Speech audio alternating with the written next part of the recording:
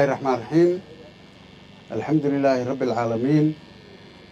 وبه نستعين على أمور الدنيا والدين وصلى الله عليه وسلم. رئيس الوزراء كحجينك جمهورية فدرالك الصومالية وزيرada iyo xildhibaanada dowladda federaalka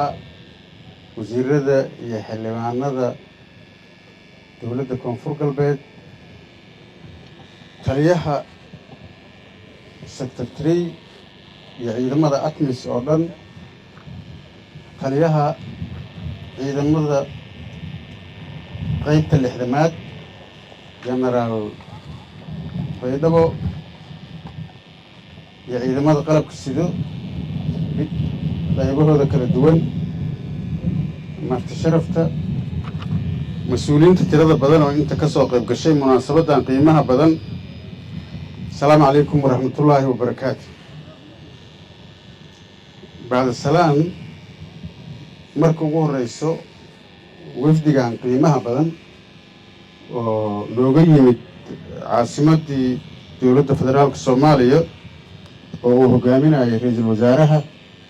ووزير هذا يحل معنا ذا وحن لنا يسود وهذا عاصمة كوميلجار كيدا كوفور قلب كوسود وهذا aad iyo aad baan ugu faraxsanahay maatinkeena muddo badanna waa sugaynay wax walba oo wadaana waa in la wadaagi doonaa gacmo furanna waan ku soo dhaweynaa insha Allah. intaas kadib maanta waxaan u joognaa munaasabad qalin jabin ah oo ay ku qalin jabinayaan dufcaddii sagaalaad ee ciidamada gaarka ah booliiska gaarka ah ee dowladda koonfur galbeed dufcaddoodii sagaalaad ay ku qalin jabinayaan. waxaan leeyahay ciidamada qalinjabiyaasha ah oo maanta munaasabadan quruxda badan loo sameeyey hambalyo laga bilaabo maanta waxaad si rasmi ah ugu biiri doontaan ciidamada dowladda koonfur galbeed waxaad si rasmi ah ugu biiri doontaan ciidamada qalabka sido waxaad si rasmi ah ugu biiri doontaan ciidamada dowladda Soomaaliyeed. laga bilaabo saacadan waxaad xiranaysaan koofidii ciidanimada waxaadna tihiin ciidanka booliiska gaarka ee koonfur galbeed.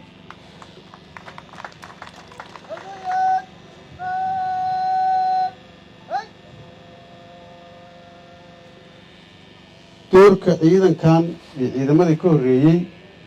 wuxuu yahay inaad difaacdaan dowladda koonfur galbeed inaad la dagaalantaan cadowga argagixisada ah ee shabaab inaad sugtaan amniga shacabka inaad sugtaan amniga guud ee koonfur galbeed inaad si sharaf iyo xushmad leh uga mid noqotaan ciidamada koonfur galbeed. hawshiina ugu weyn waxay noqon doontaa difaaca koonfur galbeed ka xoreynta argagixisada al-shabaab la shaqaynta ciidamada qalabka sido la shaqaynta shacabka koonfur galbeed la shaqaynta dowladda iyo maamulka iyo mas-uuliyadda idin saaran iyo mas-uuliyaddiina noqon doontaa insha Allahu.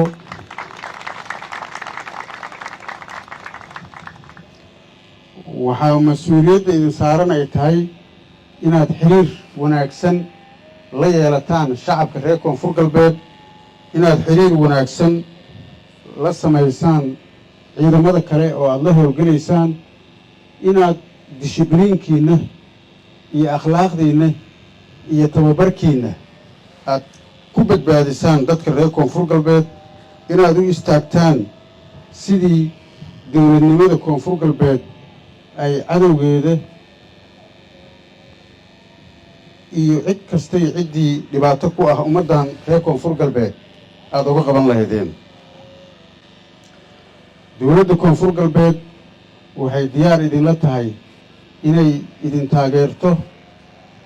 tababaro kale idin siiso xuquuqda ciidan oo lahaydaan idin sameeyo leedin siiyo qalab cusub oo casri ah oo qalabka hadda adduunka looga dagaalamo ah ama ciidamada ay ku howlgalaan iyo dowladda koonfur galbeed diyaar in la tahay waxaadna heli doontaan wax allaale iyo wixii adeeg ciidan ay xaq u lahaayeen oo dowlad ay bixin jirtay oo dhan iyo diyaar in la tahay dowladda koonfur galbeed sidaa og tihiin dowladda koonfur galbeed waxay ka mid tahay dowladaha xubnaha ka ah dowladda federaalka waxay ka tirsan tahay dowladda federaalka ah waxay xiriir fiican oo wada shaqayn la leedahay dowladda federaalka ah waxay xiriir fiican oo wada shaqayn la leedahay beesha caalamka waxay diyaar u tahay oo ay ka shaqaynaysaa oo dowladda federaalka iyo gobolka dhanba kala shaqaynaysaa sidii loo ciribtiri lahaa argagixisada al-shabaab dagaalka al-shabaab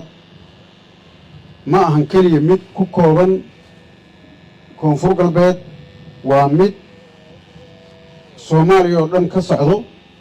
muhiimna u ah dadka soomaaliyeed lana rabo in lagu soo gebagabeeyo midkaasay koonfur galbeed qayb ka tahay ayna ka mid qaadan doontaa qaybaha ugu muhiimsan dhammaystirkeeda iyo gebagabada argagixisadana ay qayb ka noqon doontaa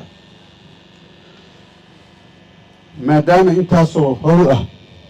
dufcaddan iyo dufcadihii ugu horreeyeyba laga rabo waxaan si guud ugu mahad celinayaa ciidamada atmis ee sector 3 ee ciidamada etoobiya inta joogo oo runtii qayb weyn oo lixaad leh ka qaatay sugidda amniga iyo tababarada ciidamada koonfur galbeed waxay naga taageeraan mar walbaba la dagaalanka argagixisada al-shabaab waxay naga caawiyaan tababarada ciidamada dowladda koonfur galbeed oo aad arkaysaan ugu horeeyaan dufcaddii sagaaladan hadda aan hor taagannahay ay ka mid yihiin waxay taageero joogto ah ku bixiyaan sidii amniga guud ee deegaanadan loo bixin lahaa taageeradaas waxay muujinaysaa in soomaaliya aysan keli ku ahayn la dagaalanka lagula jira argagixisada ee ay garab u haysato garab afrika u haysato garab daris u haysato yay muujinaysaa fariinta iigu dambayso oo aan rabo inaan kusoo gebagabeeyo maanta waa maalin farxad leh rajana leh farxaddaas oo ah ciidan 400 ka badan 500 oo wax yar dhiman ah oo tababar fiican oo qiimo badan soo qaatay aad loo tababaray ciidankii ugu tababarka adkaa ahaa 9 dufcadood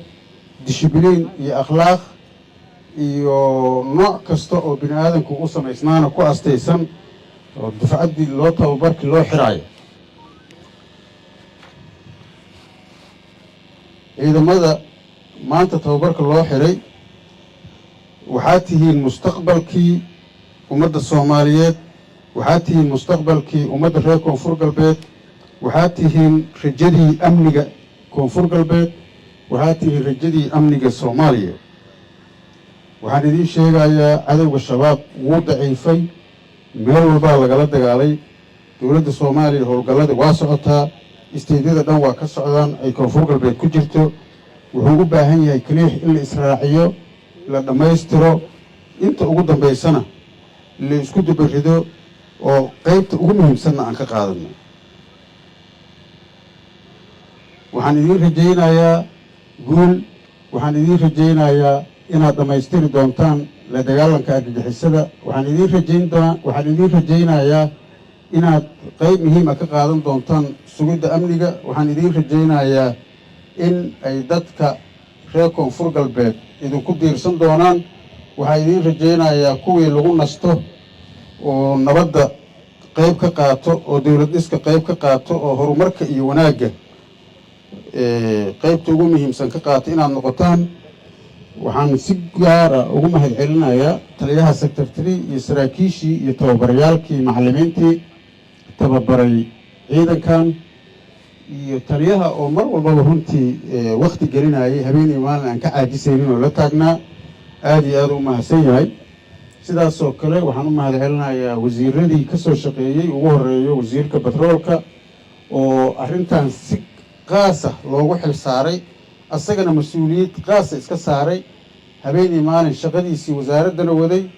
tii ciidanka tababarkiisa iyo hagaajintiisana logistigadiisana u taagnaa sidaasoo kale wasiirka amniga oo asagana xulidda ciidankan iyo tababarkooda iyo kortaagnidooda iyo dadaalkooda iyo dishibiliinkooda habeenii maalin joogteynayay iyo taliyaha ciidanka daraawiishta koonfur galbeed intaba ayagana aad iyo aad ay u mahadsan yihiin cid kastoo mas-uuliyad ka qaadatay waa u mahad celinaynaa sharaf iyo karaamay noo tahay guur baan rajaynaynaa asalaamu calaykum waraxmatullaahi wabarakaatu